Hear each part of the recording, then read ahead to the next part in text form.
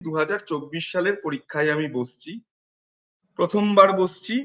এবং কেউ কেউ রয়েছেন যারা বেশ কয়েকবার পরীক্ষায় বসেছেন, খুব বেশি কিছু মানে প্রিলিটা পাশ করতে পারেননি।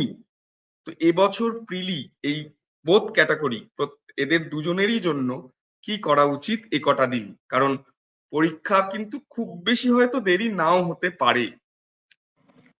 তো দাদা, প্রথমে আমি যে বিষয়টা আপনাকে বলবো কিছু শুরু করার আগে, WBCS is not a destination, it's a journey and failure is part of it. এবং তার মধ্যে অসফলতা আসবেই।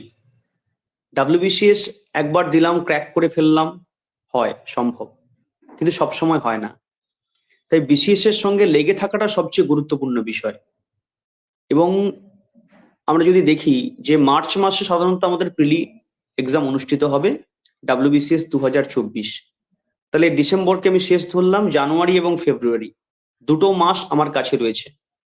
তো আমি যদি এখনই বলি যে দুটো মাসে আপনি পড়া আজ থেকে শুরু করলেন, 2 মাসের মধ্যে আপনি WBCS পড়ে প্রিলি ক্র্যাক করে দিলেন, আমি আমি ডাহা হচ্ছে কথাটা আপনাকে বলবো, সেটা কখনো সম্ভব না।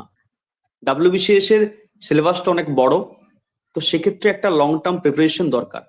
তবে যারা পড়াশোনার মধ্যে রয়েছে এবং 2-1বার পরীক্ষা দিয়েছেন, কেউ প্রিলি পাস করেছেন, কেউ মেনে গিয়ে আটকে গেছেন, বা কেউ আবার পার্সোনালিটি টেস্টের আগে অব্দিও আটকে গেছেন, তো তাদের ক্ষেত্রে কিন্তু BCS জার্নিটা 2 মাসের মধ্যে গুছিয়ে নেওয়া কিন্তু সম্ভব।